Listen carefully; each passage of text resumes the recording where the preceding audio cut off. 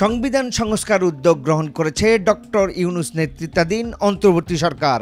সংবিধান সংস্কারে কমিশনও গঠন করেছে তারা। অধ্যাপক আলী রিয়াজকে সংবিধান সংস্কার কমিশনের প্রধান হিসেবে দায়িত্ব দেওয়া হয়েছে।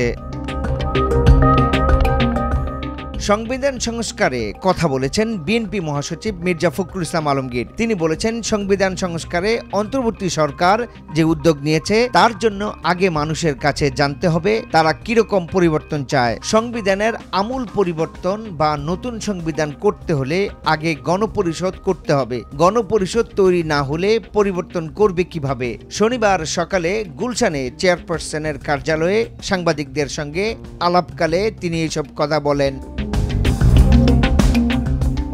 জাতীয় পার্টির চেয়ারম্যান জিএম কাদের বলেছেন, বাংলাদেশের শাসন ব্যবস্থাই সরকারকে দানবে পরিণত করে। সংবিধানে সরকার প্রধানকে অপরিসীম ক্ষমতা দেয়া, এতে ভালো নির্বাচনেও জয়ী জনপ্রিয় দল ক্ষমতা অপব্যবহার করে দানব হয়ে যায়। তাই ভালো নির্বাচনের আগে সংবিধানের প্রয়োজনীয় সংস্কার করতে হবে, যাতে ভালো সরকার পাওয়া যায়। শনিবার রাজধানীর বনানীতে দলীয় কার্যালয়ে জাতীয় আইনজীবী ফেডারেশনের মতবিনিময় সভায় এসব কথা বলেন তিনি। ডেস্ক রিপোর্ট, ভোরের পাতা।